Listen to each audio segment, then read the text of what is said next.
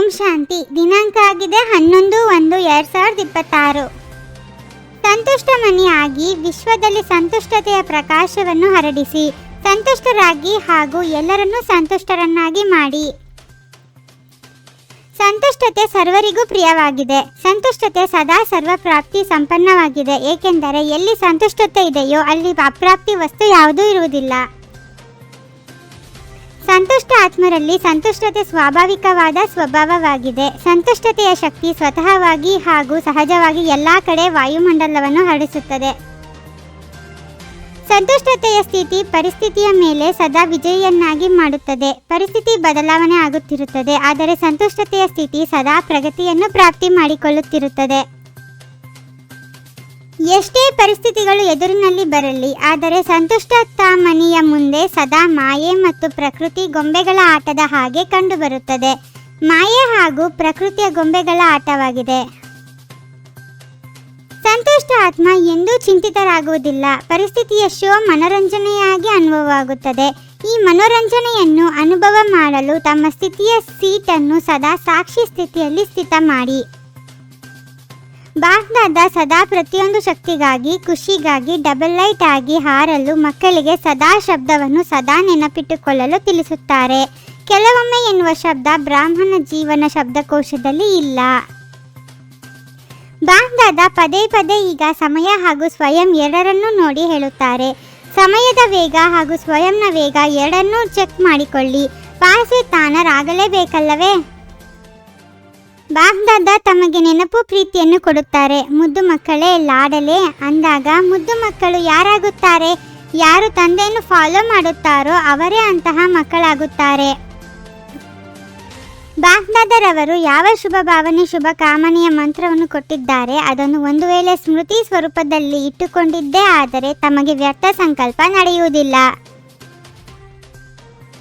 ಈಗಿನ ಸಮಯದ ಅನುಸಾರ ತಮ್ಮ ಮಾತನ್ನು ಶಕ್ತಿಶಾಲಿಯನ್ನಾಗಿ ಮಾಡಿಕೊಳ್ಳಿ. ಜೋರಾಗಿ ಮಾತನಾಡುವುದು, ಬೇಸತ್ತು ಹೇಳುವುದು ಇವರಂತೂ ಬದಲಾವಣೆ ಆಗುವುದಿಲ್ಲ. ಇದೂ ಸಹ ಎರಡನೆಯ ನಂಬರಿನ ವಿಕಾರದ ಅಂಶವಾಗಿದೆ. ಬಾಯಿಂದ ಮಾತುಗಳು ಹೂಗಳ ಸುರಿಮಳೆ ಅಂತ ಇರಬೇಕೆಂದು ಹೇಳುತ್ತಾರೆ. ಮಧುರ ಮಾತು, ಮುಗುಳ್ನಗುವ ಮಾತು, ಮಧುರ ವೃತ್ತಿ, ಮಧುರ ದೃಷ್ಟಿ, ಮಧುರ ಸಂಬಂಧ ಸಂಪರ್ಕ ಇದೂ ಸಹ ಸೇವೆಯ ಸಾಧನವಾಗಿದೆ. ವರ್ತಮಾನ ಸಮಯದಲ್ಲಿ ಜನರು ಪ್ರತ್ಯಕ್ಷ ಜೀವನವನ್ನು ನೋಡಲು ಬಯಸುತ್ತಾರೆ. ಒಂದು ವೇಳೆ ವಾಣಿಯಿಂದ ಸೇವೆ ಮಾಡಿದ್ದಲ್ಲಿ ವಾಣಿಯ ಸೇವೆಯಿಂದ ಪ್ರಭಾವಿತರಾಗಿ ಸಮೀಪ ಅಂತೂ ಬರುತ್ತಾರೆ. ಈ ಲಾಭವಂತೂ ಇದೆ. ಬಾಗ್ದಾದರವರು ಪ್ರತಿಯೊಬ್ಬ ಮಗುವನ್ನು ವಿಜಯಮಾಲೆಯ ಮಣಿಯನ್ನಾಗಿ ನೋಡಲು ಬಯಸುತ್ತಾರೆ. ಅಂದಾಗ ತಾವೆಲ್ಲರೂ ಸಹ ತಮ್ಮನ್ನು ಮಾಲೆಯ ಮಣಿ ಆಗುವವರೆಂದು ತಿಳಿಯುತ್ತೀರಾ? ತಂದೆಯ ಹೃದಯದ ಮಾಲೆಯಲ್ಲಿ ನೀವು ಪ್ರತಿಯೊಬ್ಬ ವಿಜಯಿ ಮಗುವಿಗೆ ಸ್ಥಾನವಿದೆ. ಇದು ತಂದೆಯ ಗ್ಯಾರಂಟಿ ಆಗಿದೆ. ಕೇವಲ ಮನಸ, ವಾಚ, ಕರ್ಮನ ಮತ್ತು ಚಹರೆಯಲ್ಲಿ ಸ್ವಯಂ ಅನ್ನು ವಿಜಯಿಯನ್ನಾಗಿ ಮಾಡಿಕೊಳ್ಳಿ. ಬ್ರಹ್ಮ ತಂದೆಯನ್ನು ನೋಡಿದ್ದೀರಿ, ಪ್ರಾಕ್ಟಿಕಲ್ ಪ್ರಮಾಣ ನೋಡಿದ್ದೀರಿ. ಪ್ರತಿಯೊಂದು ಹೆಜ್ಜೆಯಲ್ಲಿ ಶ್ರೀಮತದ ಪ್ರಮಾಣ ನಡೆಯುವುದರಿಂದ ಸಂಪೂರ್ಣ ಫರಿಸ್ತಾತನದ ಗುರಿಯನ್ನು ತಲುಪಿಬಿಟ್ಟರು. ಒಂದು ಮಗುವೂ ಸಹ ವಿಜಯಿ ಆಗದಿರುವುದನ್ನು, ರಾಜ ಆಗದಿರುವುದನ್ನು ಬಾಗ್ದಾದರವರು ನೋಡಲು ಬಯಸುವುದಿಲ್ಲ.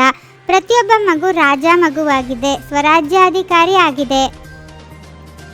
ಬಾಗ್ದಾದರವರು ಅನೇಕ ಬಾರಿ ಸಮಯ ಅಚಾನಕ್ ಹಾಗೂ ನಾಜೂಕಾಗಿರುವುದು ಬರುತ್ತದೆ ಎಂದು ಸನ್ನೆ ಮಾಡಿದ್ದಾರೆ. ಎಷ್ಟೇ ಬ್ಯುಸಿಯಾಗಿದ್ದರೂ ಸಹ 1 ಸೆಕೆಂಡ್ ಅಶರೀರಿ ಆಗುವುದರ ಅಭ್ಯಾಸ ಈಗಿನಿಂದಲೇ ಮಾಡಿ.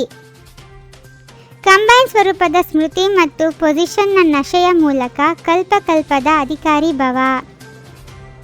ನಾನು ಮತ್ತು ನನ್ನ ಬಾಬಾ ಈ ಸ್ಮೃತಿಯಲ್ಲಿ ಕಂಬೈನ್ಡ್ ಆಗಿರಿ ಹಾಗೂ ನಾವು ಇಂದು ಬ್ರಾಹ್ಮಣರಾಗಿದ್ದೇವೆ, ನಾಳೆ ದೇವತೆಗಳಾಗುತ್ತೇವೆ ಎಂಬ ಶ್ರೇಷ್ಠ ಪೊಸಿಷನ್ ಸದಾ ಸ್ಮೃತಿಯಲ್ಲಿರಲಿ. ಹಂಸೋ ಸೋಹಂನ ಮಂತ್ರವು ಸದಾ ನೆನಪಿರಲಿ. ಆಗ ಈ ನಶೆ ಮತ್ತು ಖುಷಿಯಲ್ಲಿ ಹಳೆಯ ಪ್ರಪಂಚವು ಸಹಜವಾಗಿ ಮರೆತು ಹೋಗುವುದು. ತಮಗೆ ತಾವೇ ಶಿಕ್ಷಕರಾಗಿ ಆಗ ಸರ್ವ ನಿರ್ಬಲತೆಗಳು ಸ್ವತಃವಾಗಿ ಸಮಾಪ್ತಿಯಾಗುವವು. ಓಂ ಶಾಂತಿ. 21 ಜನ್ಮಗಳಿಗೆ 21 ಪರಮಾತ್ಮನ ಮಹಾವಾಕ್ಯಗಳನ್ನು ಆಲಿಸಿ ಹಾಗೂ ನಿಮ್ಮದೇ ಆದ ಈ ಚಾನಲ್ಗೆ ಲೈಕ್ ಮಾಡುವುದನ್ನು ಮರೆಯದಿರಿ.